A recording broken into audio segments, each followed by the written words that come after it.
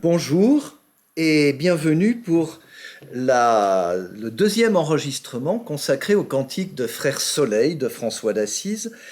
Cette fois, nous allons nous attacher aux sources, à la structure et à la richesse symbolique de ce cantique. Alors, il importe d'abord de souligner que le cantique de Frère Soleil est un des plus anciens textes rédigés en dialecte ombrien, tout comme la prière Audite Poverelle de François, adressée aux sœurs de Saint-Damien, et il est considéré à juste titre comme un des écrits fondateurs de la langue italienne, même si c'est le toscan qui a donné la langue italienne.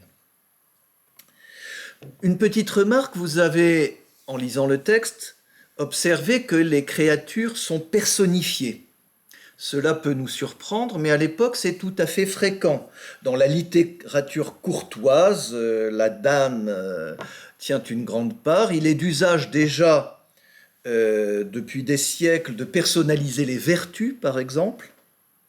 Et ailleurs, dans ses écrits, François va volontiers faire référence à Dame Pauvreté. La source principale du cantique de Frère Soleil, c'est la Bible, tout simplement. Il y a le chapitre 1, oui, je ne dis pas d'erreur, du livre de la Genèse, plusieurs psaumes. On peut citer le psaume 19 ou 18 dans la numérotation de la Vulgate latine, le psaume 148 et le cantique des trois enfants,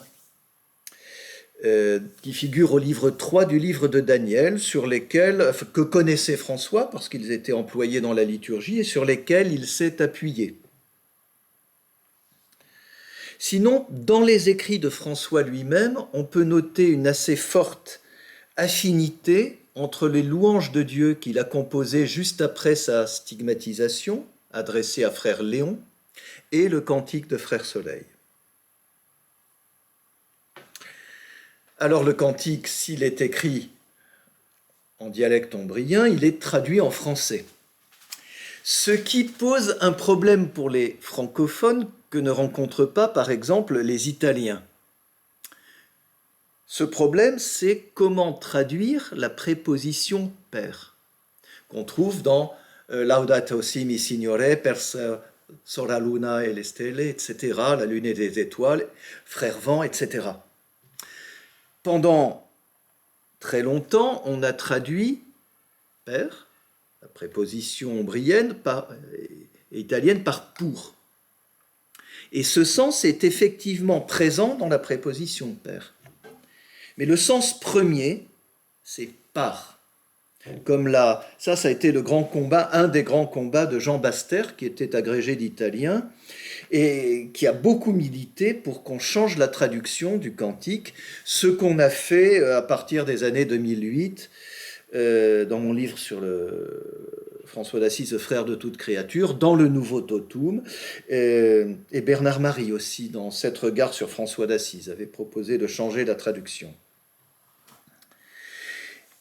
Donc maintenant, on traduit « Loué sois-tu, mon Seigneur », par Sœur Lune et les étoiles, par Frère Vent, par Frère Feu. On verra dans un autre enregistrement tout ce que cela implique du point de vue théologique. Je voudrais à présent souligner que nous avons affaire à un texte remarquablement structuré. Mais pour bien le saisir, il faut avoir en tête la conception du monde et de la physique de l'époque. On distingue dans le monde chrétien, mais je pense aussi dans le monde musulman, le monde supralunaire, au-dessus de la Lune, le monde du Soleil, de la Lune et les étoiles, et puis le monde sublunaire, au-dessous.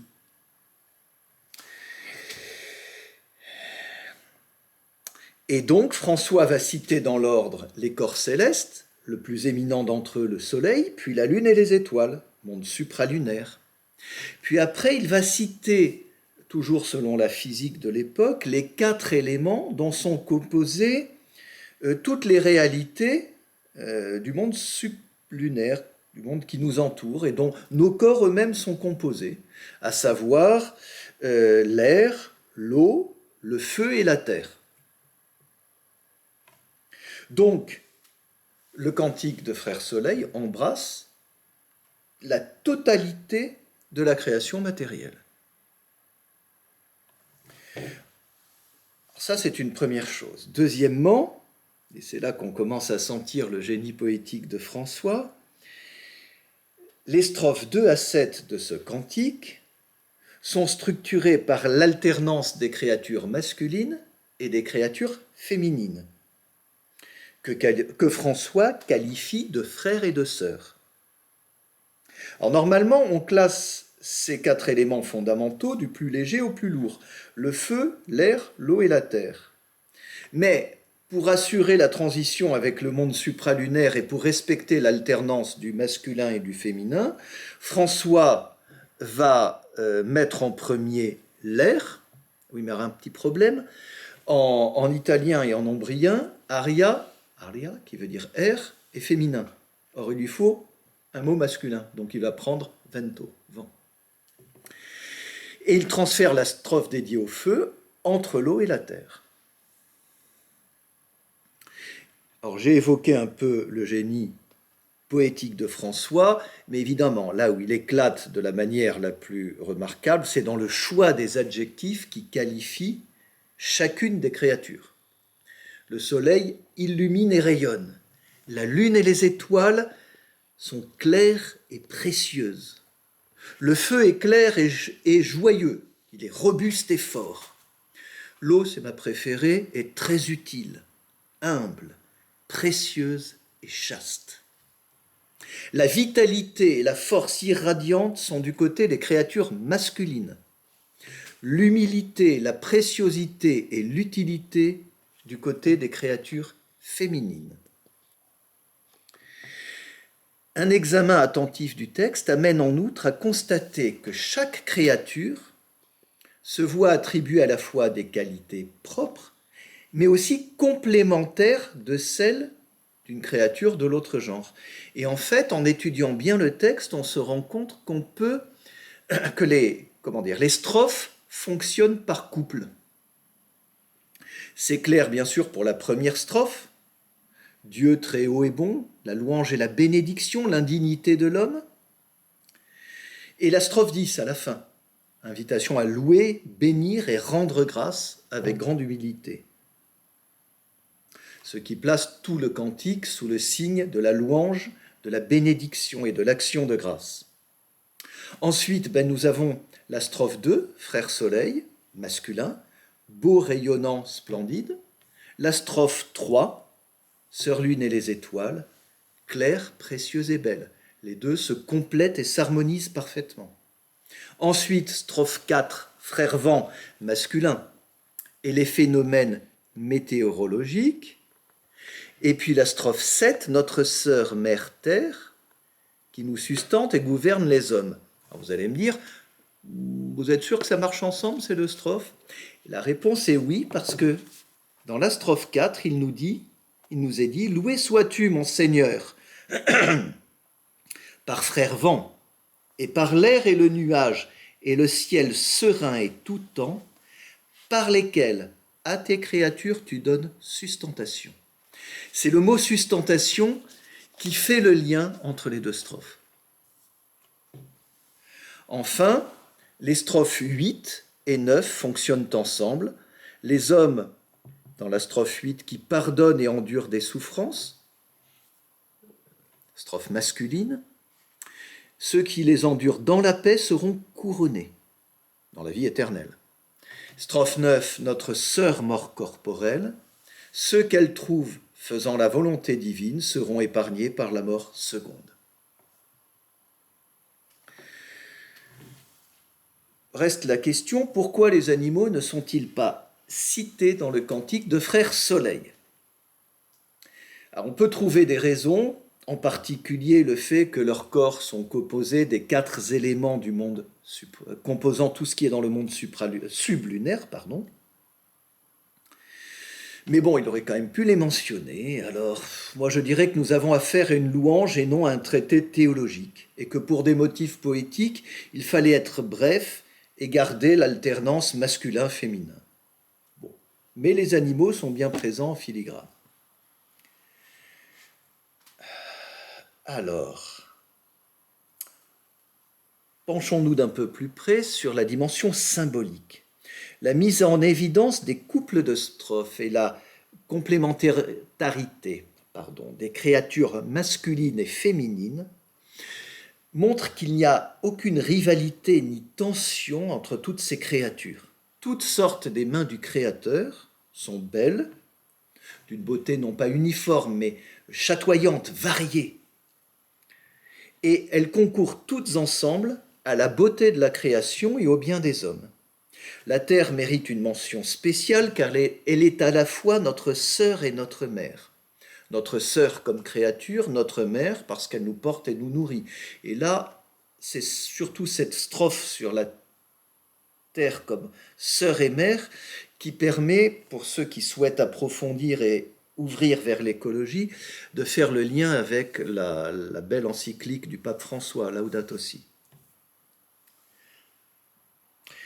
Dans le Cantique de Frère Soleil, donc, il y a une pleine harmonie qui règne entre les diverses créatures. Et la source de cette beauté et de cette harmonie, c'est la bonté de Dieu qui est très présente dans les écrits de François. Le frère Éloi Leclerc s'est livré à une analyse psychologique en s'appuyant essentiellement sur les travaux de Jung pour analyser le Cantique de Frère Soleil, et il a une comparaison très intéressante avec Nietzsche et la figure de Zarathustra chez Nietzsche, un philosophe allemand de la deuxième moitié du XIXe siècle. Nietzsche écrit une langue magnifique, mais chez lui, Zarathustra, son héros, qui est celui qui personnifie les idées de Nietzsche, est toujours sous le plein soleil de midi.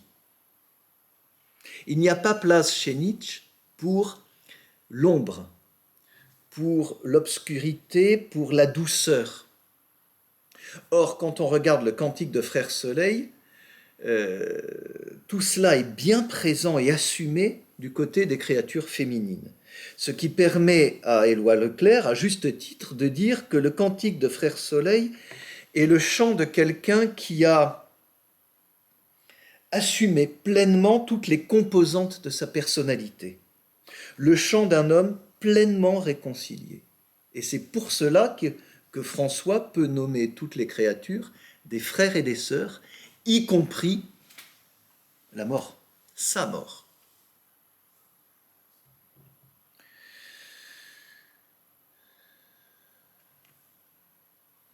Voilà.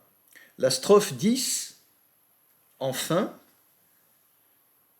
restons un tout petit peu quand même sur la strophe 9. Présenter la mort comme une sœur, cela n'avait jamais été fait à ma connaissance avant François d'Assise. Seul pouvait le faire, comme je viens de le dire, un homme ayant pleinement accepté sa destinée mortelle et accueillant tout événement, même le plus terrible, comme un don de Dieu. Alors bon, François reste un pécheur, il a de temps en temps des bouffées de révolte face à l'évolution de son ordre, mais bon, qui n'est plus son ordre, d'ailleurs. Enfin, la strophe 10, qui fait écho à la strophe 1, est le point d'orgue de la louange qu'est le Cantique de Frère Soleil, en invitant, que je ne dise pas de bêtises, toutes les créatures, enfin les hommes et toutes les créatures à louer et bénir Dieu, lui rendre grâce et le servir avec grande humilité. Telle est la tâche primordiale à laquelle sont appelés les chrétiens et tous les humains. Merci de m'avoir écouté.